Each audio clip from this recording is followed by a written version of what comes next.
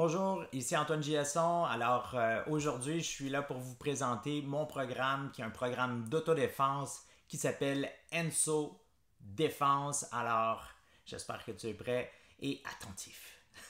Alors, let's go.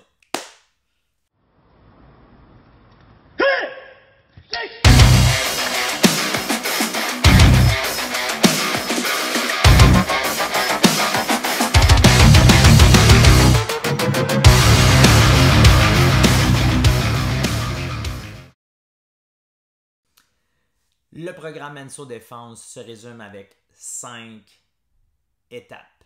La première étape qui est l'entraînement et la pratique. Super important. La deuxième étape, le sens de l'observation. Est-ce que tu es alerte? Est-ce que tu es prête? Est-ce que tu vois les choses alentour de toi? Pas toujours le cas. Le troisième, la médiation. Être capable de communiquer avec les gens tout en restant poli et passer ton point, ton mot à dire sans déborder et peut-être enflamber une conversation. Toi, tu t'obstines-tu souvent, toi? Ah, on ne sait jamais, hein? Faut savoir comment bien se calibrer avec les gens avec qui qu'on s'entoure. La quatrième étape, qui est, je pourrais dire, l'étape la plus flagrante dans les autodéfenses, c'est se défendre. Utiliser notre corps, nos mains, toutes les techniques d'autodéfense que tu pourrais connaître pour pouvoir te sortir du trouble le plus rapidement possible. Et la cinquième étape, la cinquième, qui est très difficile, qui est l'après-choc. Alors que ça ait bien été ou moins bien pour vous, il faut que tu deals avec. Il faut que tu gères ce qui s'est passé. Est-ce que tu vas être dans le trouble avec la police? Est-ce que tu vas être dans le trouble à cause que toi, personnellement, tu as eu le mauvais bout de la situation? Il faut que tu revois ce qui s'est passé, l'accepter et peut-être même retourner à l'étape numéro 1. Est-ce que tu te souviens de c'est quoi l'étape numéro 1? On va les revoir. Here we go. Alors, étape numéro 1, entraînement et pratique. En autodéfense, il y a tellement de bébelles que tu peux utiliser et faire. Ok, tiens-moi là, tiens-moi ici, toi dans le dos, par terre, debout, sur une chaise, sur un chat. Ça peut être plein de choses. Il faut savoir se défendre de toutes plein de façons. Mais comment on va faire pour pouvoir apprendre à se défendre très très vite, rapidement maintenant? Mais ça va être juste de comprendre les 5 principes. Le premier, tu t'entraînes et tu pratiques les techniques. Je vais te montrer quelques techniques tantôt d'autodéfense pour libération des poignets, ainsi de suite, qui vont te donner un petit peu plus de confiance pour savoir, OK, s'il y a quelqu'un qui m'agrippe, je vais vouloir m'en défaire, et ainsi de suite. Mais ce truc-là est vraiment le dernier recours. Nous autres, quand on apprend à conduire, on n'apprend pas à crasher une voiture. On apprend à crasher une voiture sur le fly. Hein? On l'essaye. Pouf! Hey, je suis super bon pour crash. Je vais crash à chaque jour. Sérieux? Non, I don't think so. OK? Alors, ce qu'il faut que tu comprennes, c'est que quand tu apprends l'autodéfense, tu peux comprendre aussi à quel point que ça peut être dangereux pour toi et tu veux essayer d'éviter le tout le plus possible. Ça ne veut pas dire que tu dois arrêter de t'entraîner. Au contraire, pas juste faire des libérations de poignets, travailler le combat, mais aussi se tenir en forme. Alors, on parle juste des exercices de base. Si on a des bobos, genoux, coudes, cou, dans le dos, ainsi de suite, vous devez faire quelque chose à propos de ça. Vous avez besoin de votre corps pour vous promener, que ce soit de sauver d'un bâtiment en feu, que ce soit de juste sauter à l'eau pour aller sortir notre enfant de l'eau si vous avez des enfants. Juste faire en sorte de pouvoir être un maximum d'aide pour les gens qui nous entourent et qu'on aime, y compris nous. Oh. Étape numéro 2, le sens de l'observation. Paranoïa, 101. Mais non, pas obligé d'être paranoïaque. La seule chose qu'il faut faire, ça va juste être d'être prêt. Quand on rentre en quelque part, voir les sorties de secours, juste ça, est-ce que vous le faites? Comme quand on avait appris à regarder les deux bords de la rue quand on était petit, puis on allait à l'Halloween. Là, faut que tu regardes des deux bords, là, puis là, faut pas que tu mettes des vêtements qui flashent pas, là, puis là, tu mets pas un masque, puis ta. Puis ça, c'est toutes des choses que tout le monde fait présentement. Ils sortent dehors à -30, puis avec des gros talons hauts, puis là, ça s'en va dans des bars, puis là, il fait noir, puis il passe dans des rues où est-ce que c'est pas super éclairé, puis là, mais tu mets pas toutes les chances de ton bord. C'est des risques à prendre. C'est des risques à prendre. Je veux dire, ça veut pas dire que tu vas te faire attaquer à tous les soirs, puis que c'est sûr et certain que t'es fait si tu fais jamais attention, parce que je suis sûr qu'on a tous déjà traversé la rue sans nécessairement vraiment prendre le temps de regarder les deux bords, comme en voiture. Maintenant, si on sort à l'extérieur et on le sait qu'on va aller peut-être faire une soirée ou on s'en va en voyage, quelque chose comme ça, vous devez prendre la situation, ou je pourrais dire le projet, qui pourrait être hyper le fun, au sérieux sur le côté sécurité. Alors, je te dis pas de mettre un gros brassard jaune-orange fluo, puis là, t'as de l'air d'un cône, puis là, il faut que les gens ils te voient venir, tout ça. Non, c'est juste, si tu te promènes à l'extérieur, puis que t'as de la misère à courir, peut-être que ce que tu portes n'est pas sécuritaire.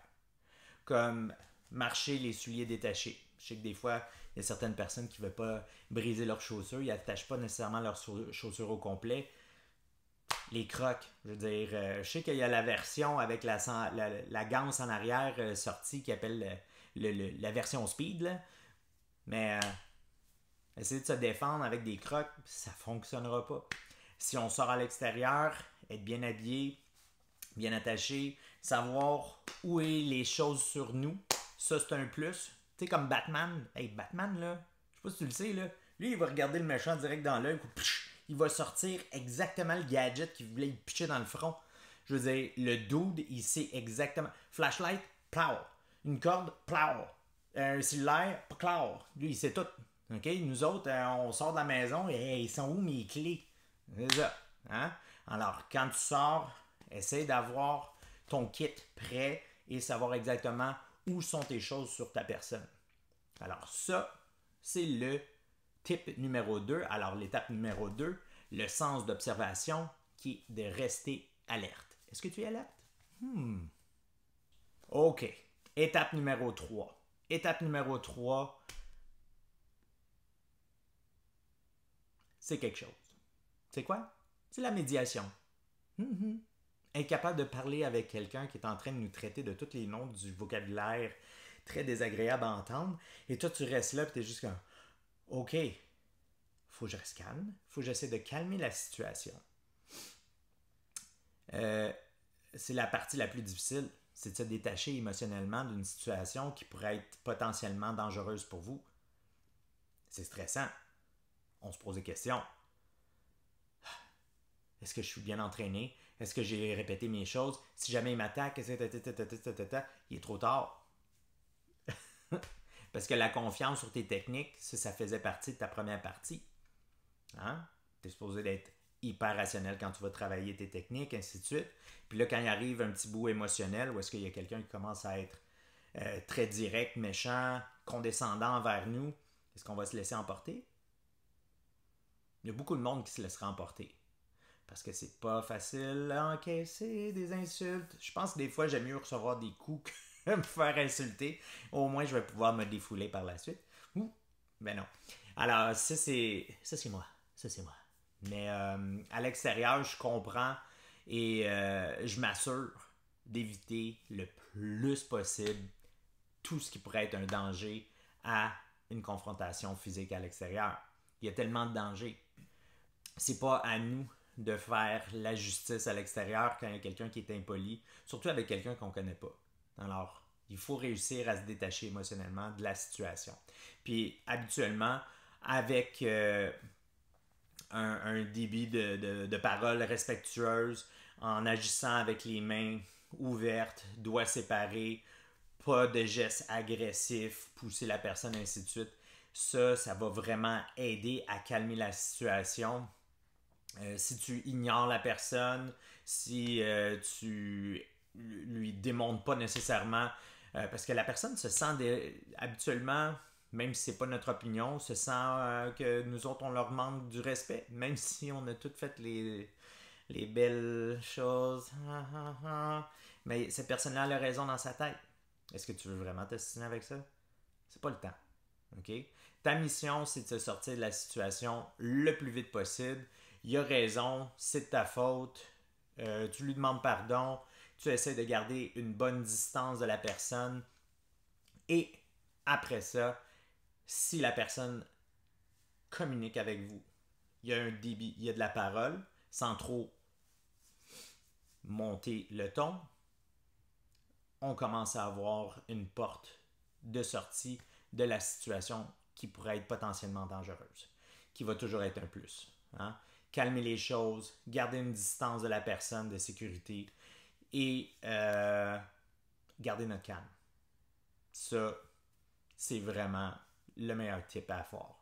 Stay calm, reste calme. C'est bien? Maintenant le 4. S'il n'y a rien à faire, on a gardé la personne à distance. On a toutes fait les règles qu'on a utilisées depuis le début. J'ai été rationnel, j'ai resté calme, j'ai pensé à mes techniques, j'ai essayé de voir la situation, qu'est-ce qui était pour être potentiellement dangereuse. La personne m'a approché quand même, puis la personne allait engager une conversation avec moi agressive tout de suite. Et j'ai essayé de garder la personne à la distance, calmer la situation, et ainsi de suite. Mais la personne m'a juste sauté dessus. Quoi faire? Ben, il faut que tu te défendes. Tu vas faire 1000 pas pour éviter la confrontation. Mais quand la confrontation est arrivée, tu ne recules plus d'un pas. C'est épeurant? Yeah. It is. Ça l'est. C'est épeurant. Est-ce que tu t'es entraîné?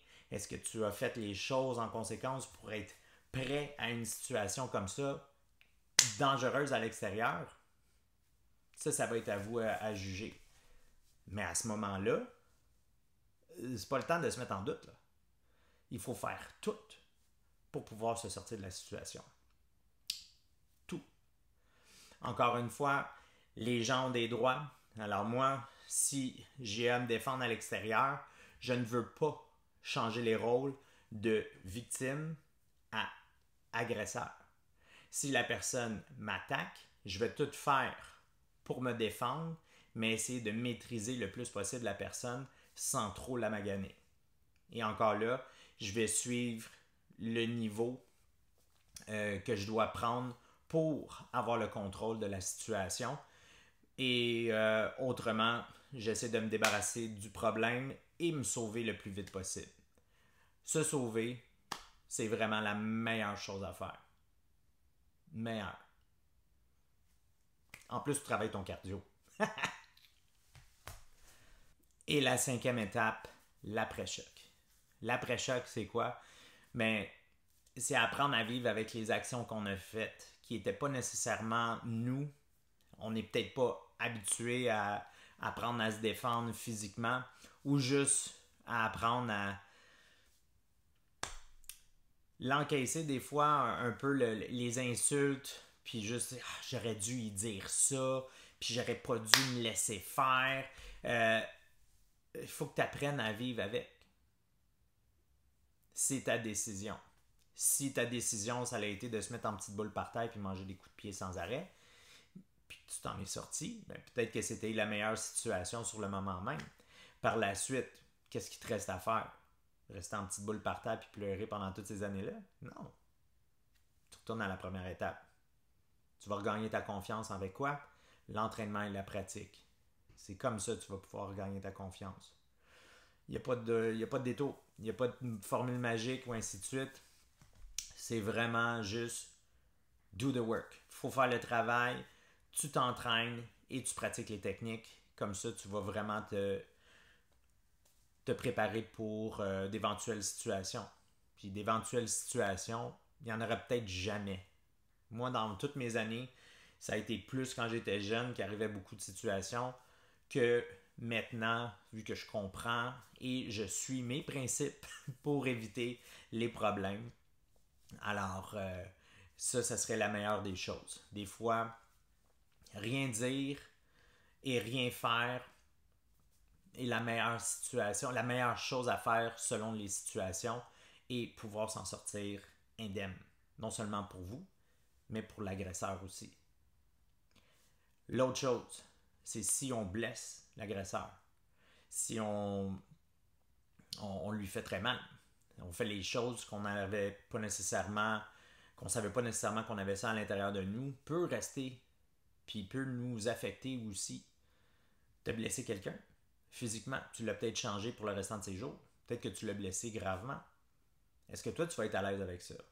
Peut-être que ça va être un petit peu plus facile de se convaincre, de dire, ben, il méritait. OK, c'est correct. Mais l'affaire, c'est que, est-ce que tu aurais pu faire moins? Est-ce que tu aurais pu essayer de contrôler un petit peu plus la situation? Est-ce que toi, tu aurais peut-être pu moins crier après la personne, calmer le tout et pouvoir t'en sortir? Il est trop tard. C'est déjà fait, c'est déjà passé et tu dois vivre avec les conséquences.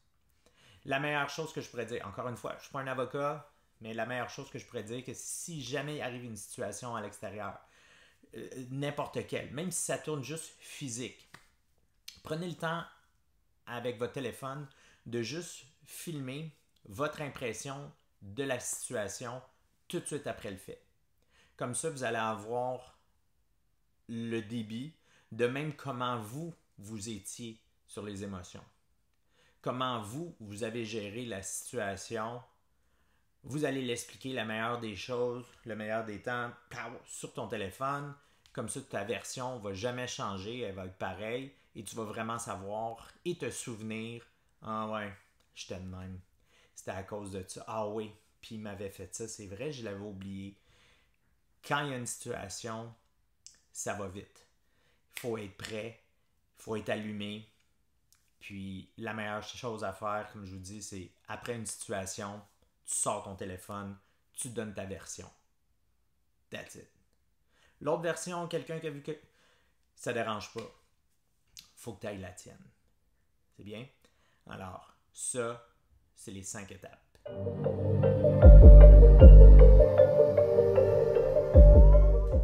Tu es prêt? Tu te souviens de tes 5 principes? Le premier, entraînement et pratique. Boom! C'est là que ça se passe. Alors, je suis allé demander à ma conjointe, hey, Marie-Ève, ça va bien? En passant, Marie-Ève la mère, public, Marie-Ève la mère.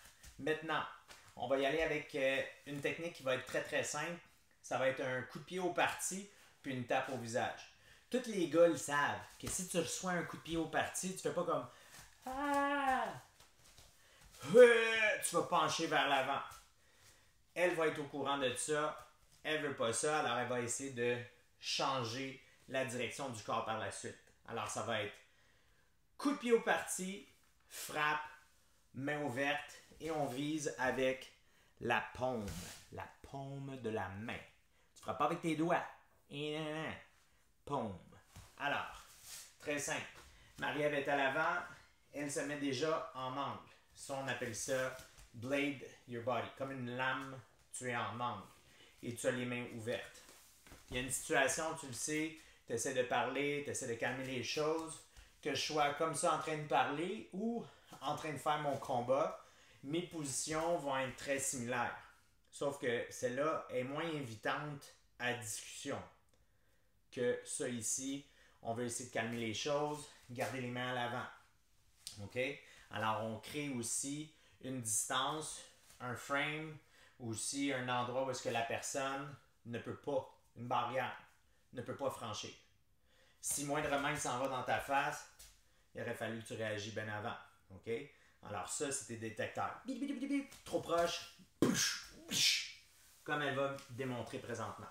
Alors, est-ce qu'on utilise la jambe avant ou la jambe arrière? Moi, ce que je pourrais plus vous suggérer, ce serait d'utiliser la jambe avant. La jambe avant, on va kicker moins fort, mais elle est plus proche de la personne et elle va arriver plus vite. Alors, 2 plus, 1 moins, moi je vois dans le positif. OK?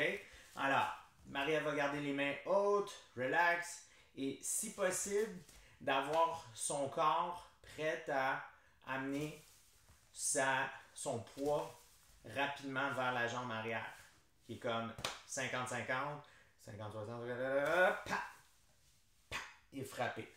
Comme un lancer de baseball. Alors on y va.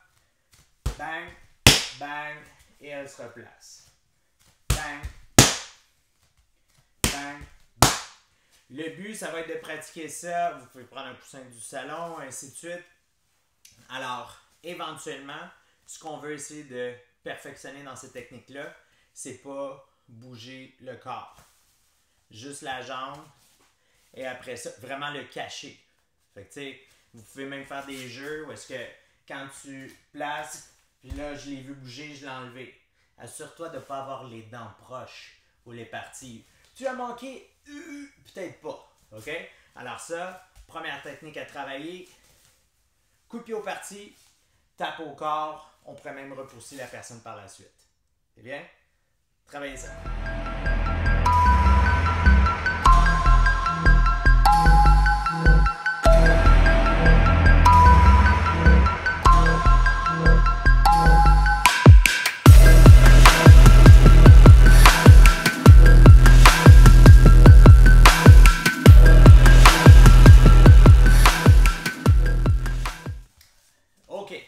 Technique numéro 2. Alors, la technique numéro 2, ça va être libération de poignet. Encore une fois, première technique, l'erreur qu'on a essayé d'éviter, c'est de laisser nous approcher.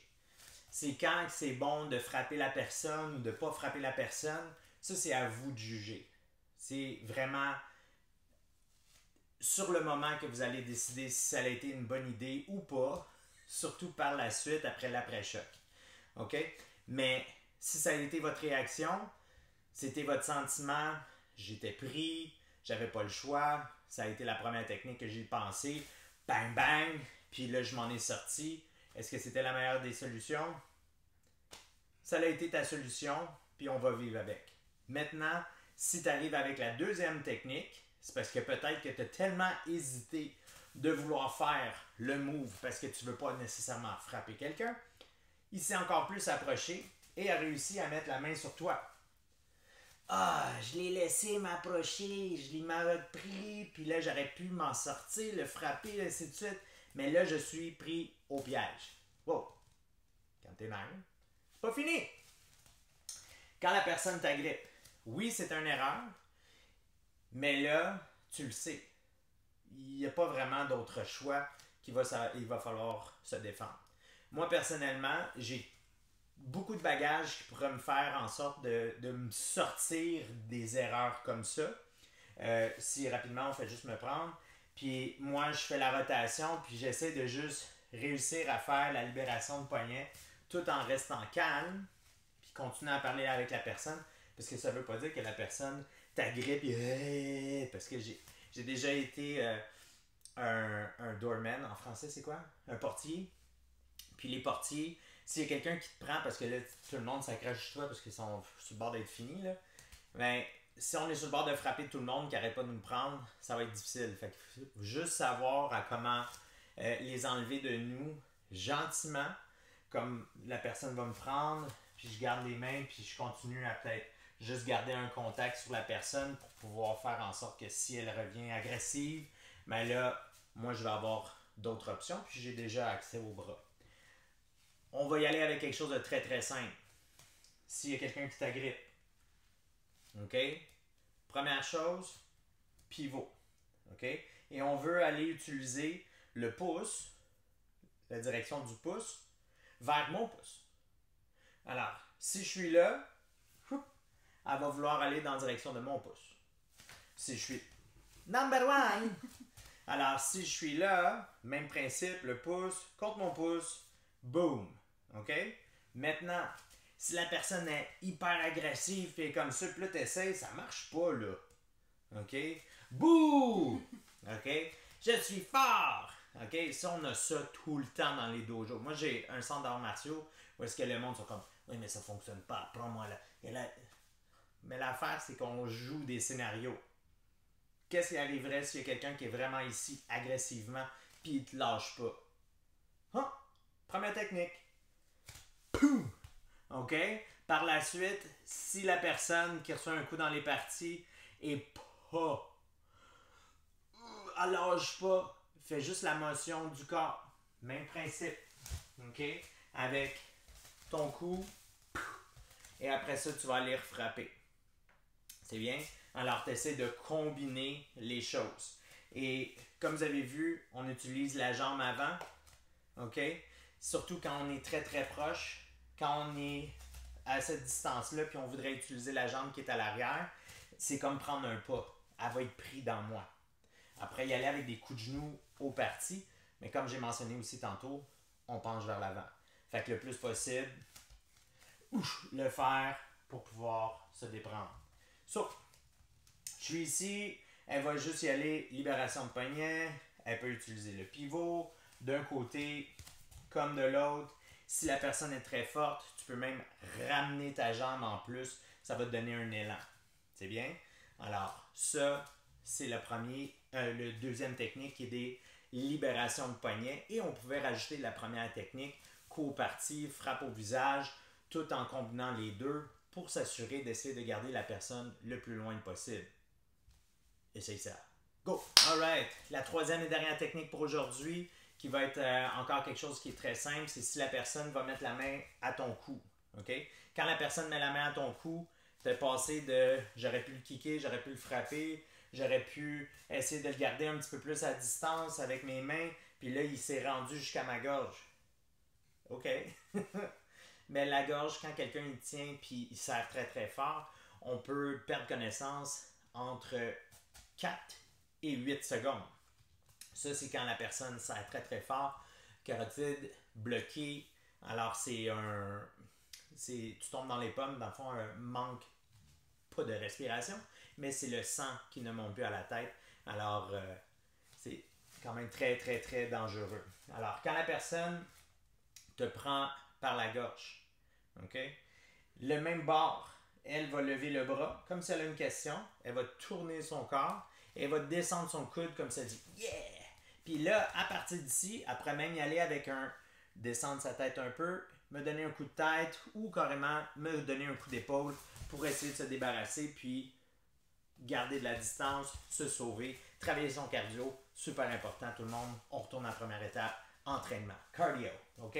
Alors, encore une fois, une main, lève, tourne, descend et tu peux même aller frapper comme tu pourrais aller kicker, ainsi de suite. Toutes les choses que tu pourrais recombiner avec la même technique. Mais si avec les deux bras, est-ce que ça pourrait fonctionner? Bien, les deux bras, c'est le même principe. Tu lèves une main, tu tournes et tu descends. OK? Alors, tu lèves pas les deux, tu essaies de descendre, c'est awkward. OK? Tu veux imaginer que si la personne te tient, que tu lèves, puis là, tu vas vouloir t'accoter dessus de toutes tes forces. OK? Puis de faire en sorte aussi de sortir ta tête comme si tu veux aller respirer, comme quand tu es dans l'eau, puis tu sors, tu veux juste respirer, prendre une petite bouffée d'air. C'est exactement ça qu'on recherche dans le mouvement. OK? Alors, une main, lève, descend, frappe. Il y a aussi que si la personne me tient et moi je vais, vous voyez, main gauche, moi je le fais avec la main gauche. Si j'y vais, je descends, la personne a accès à aller chercher mon dos, comme me sauter dessus comme un sac à dos. C'est pour ça que moi, je vais essayer d'aller vers l'extérieur pour pouvoir me débarrasser de la personne et pouvoir faire les techniques pour me débarrasser de la personne. Très bien? Alors, ça, c'est les 3 techniques de base fonctionnelles, simples à utiliser, que vous allez pouvoir travailler en équipe à la maison. Si vous êtes seul, juste le faire sur place. Tu gardes les mains hautes, une belle position. Travaille ton équilibre. Essaye de voir comme si ça ne paraît pas. Après, tu utilises l'autre main. Même principe avec les mains. Rotation. Garde les mains hautes. Lève, tourne, frappe. Continue. Alors, quelques petits trucs et techniques à pratiquer à la maison. Sur ce, Merci beaucoup d'avoir porté attention aux vidéos et j'espère que vous avez apprécié. Si jamais, oui, merci beaucoup à ma partenaire de vie. Alors, merci beaucoup mon amour. Et puis, merci à vous encore et je vous souhaite une très belle journée. À très bientôt.